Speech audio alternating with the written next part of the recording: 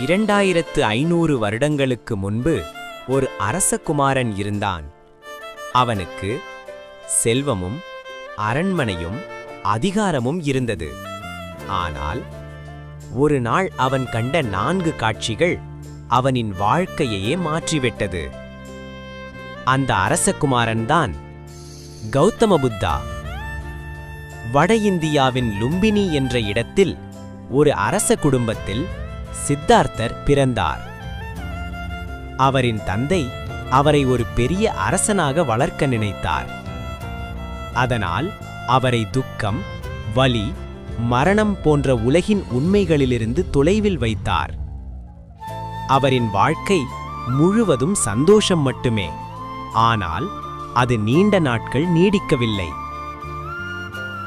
ஒரு நாள் சித்தார்த்தர் அரண்மனைக்கு வெளியே சென்றார். அப்போது அவர் 4 விஷயங்களை பார்த்தார். ஒரு வயதான மனிதர், ஒரு நோயாளி, ஒரு இறந்த மனிதர் மற்றும் ஒரு துறவி. அந்த தருணத்தில் அவருக்கு ஒரு பெரிய கேள்வி எழுந்தது. இந்த உலகத்தில் எப்படி மனிதர்கள் துக்கமில்லாமல் வாழ முடியும்? அது அவரின் வாழ்க்கையின் முதல் பெரிய திருப்பம். ஒரு இரவு அவரிடம் எல்லாம் இருந்தாலும் அவர் அமைதியாக இல்லை. அதனால் அவர் ஒரு முடிவெடுத்தார். அரண்மனை, செல்வம், குடும்பம் எல்லாவற்றையும் விட்டு அவர் உண்மையைத் தேடி பயணம் தொடங்கினார். ஒரு அரசகுமாரன் ஒரே இரவில் ஒரு துறவியாக மாறினார். பல ஆண்டுகள் அவர் கடுமையான தவம் செய்தார். ஆனால் அவருக்கு இன்னும் பதில் கிடைக்கவில்லை.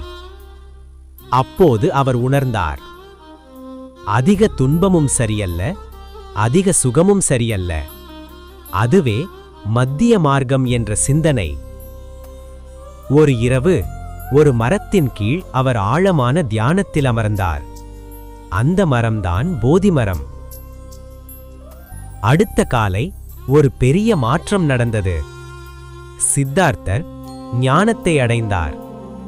அந்த தருணத்தில் அவர் புத்தரானார், அதாவது விழித்தெழுந்தவர். ஒரு அரசகுமாரன், பின்னர் ஒரு துறவி, அதன் பிறகு மனிதர்களுக்கு துக்கத்திலிருந்து விடுபடும் வழியை காட்டிய ஒரு ஞானி. அதனால்தான் 2500 வருடங்கள் கடந்தும் இன்றும் புத்தரின் போதனைகள் உலகம் முழுவதும் ஒலிக்கின்றன.